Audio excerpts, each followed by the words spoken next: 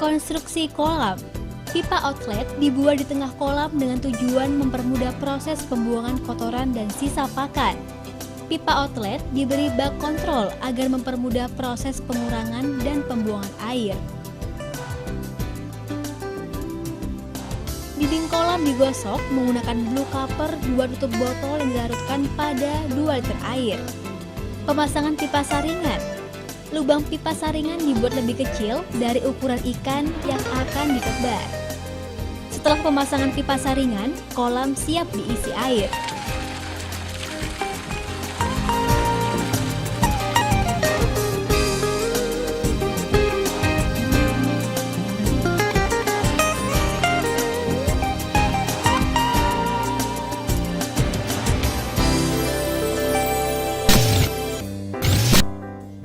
Kedua, fermentasi. Pengambilan bahan fermentasi berupa booster amino liquid, plankton, dan aqua enzim. Melakukan penimbangan polar atau dedak bekatul halus. Setiap 1 kg polar atau dedak bekatul halus diberi booster amino liquid sebanyak 200 cc, plankton 100 cc, dan aqua enzim 10 gram. Kemudian diencerkan dengan air sebanyak 2 liter. Kemudian disiramkan secara merata pada polar atau dedak halus, diaduk secara merata sampai seperti adonan semen. Lalu tutup wadah fermentasi dengan rapat menggunakan kantong plastik. Setelah 24 jam kemudian, fermentasi siap ditebar ke kolam pembesaran. Penebaran fermentasi sebaiknya dilakukan pada waktu pagi menjelang siang hari. Plankton akan tumbuh selama 2 hingga 3 hari dari penebaran fermentasi. Hal ini juga tergantung dari kondisi panas matahari yang cukup. Setelah plankton tumbuh dilakukan penebaran booster non-stop dengan dosis 30 ppm. Kemudian air dinaikkan sampai ketinggian maksimum.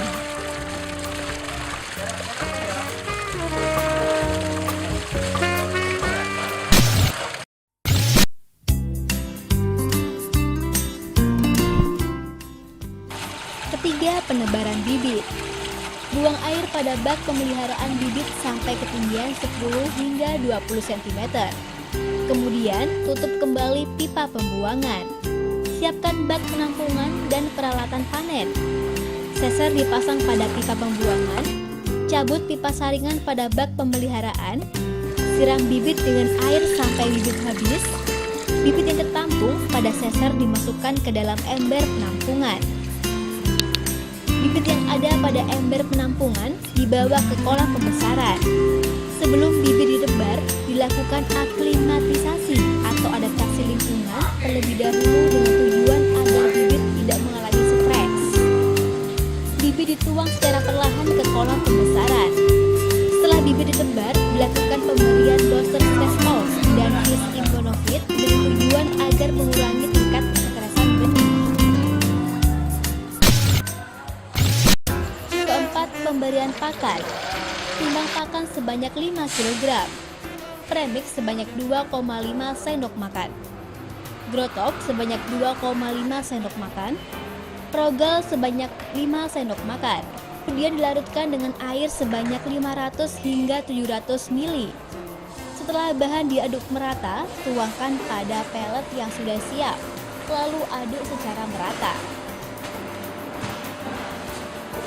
Untuk pencampuran pelet dengan kapasitas besar dapat menggunakan pengaduk mesin dengan kapasitas pencampuran pelet 30-60 kg. Pelet yang sudah tercampur secara merata diangin-anginkan selama 10 hingga 15 menit. Kemudian, pakan yang sudah kering dimasukkan ke dalam tong penampungan pakan pada masing-masing bak pemeliharaan ikan. Hal ini bertujuan agar pengontrolan pakan lebih mudah. Pemberian pakan dilakukan dengan cara ad libitum yang terkontrol di mana pakan dihentikan ketika ikan sudah mulai bergerak lambat saat makan. Pendataan pakan. Setelah pemberian pakan dilakukan, pendataan pakan sesuai dengan pakan yang diberikan pada masing-masing bak pemeliharaan. Kelima, perawatan air. Pembuangan kotoran dilakukan minimal 2 kali sehari, yaitu pagi dan sore hari. Pembuangan kotoran dilakukan dengan cara membuka pipa sambungan pembuangan dan biarkan air mengalir sampai kotoran terbuang dan air kembali bersih. Untuk menjaga agar air pemeliharaan ikan tidak berbau, diberi booster sel multi dengan dosis 20 ppm yang diberikan pada waktu siang hari. Pemberian sel multi diberikan secara rutin selama 3 hari dan kemudian dapat diberikan seminggu sekali.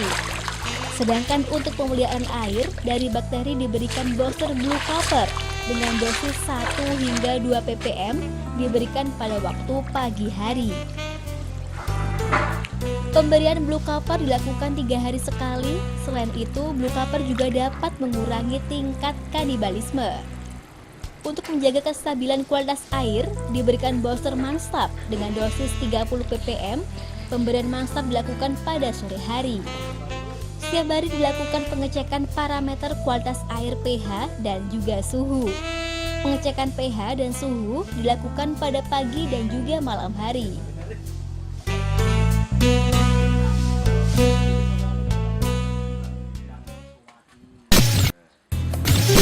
Keenam, grading. Persiapan bak penampungan. Siapkan bak penampungan untuk menampung ikan yang akan digrading.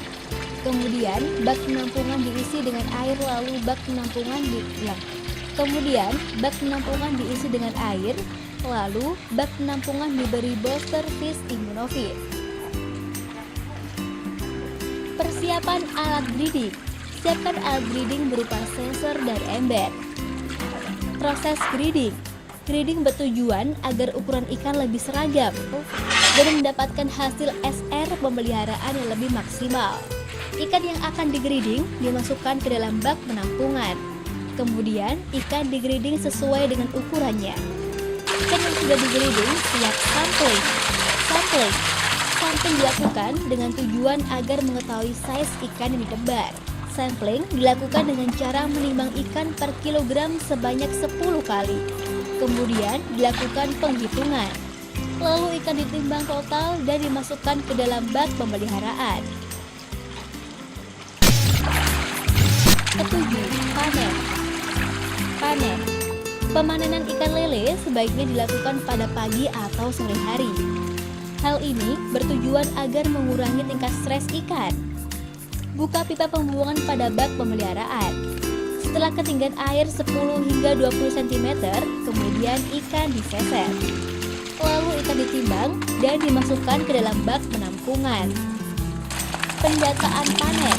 Setelah pemanenan dilakukan pendataan, yaitu penghitungan FCR. Pembesaran lele yang menggunakan sistem booster dapat menghasilkan FCR 0,8, bahkan di farm booster FCR dapat dicapai 0,6.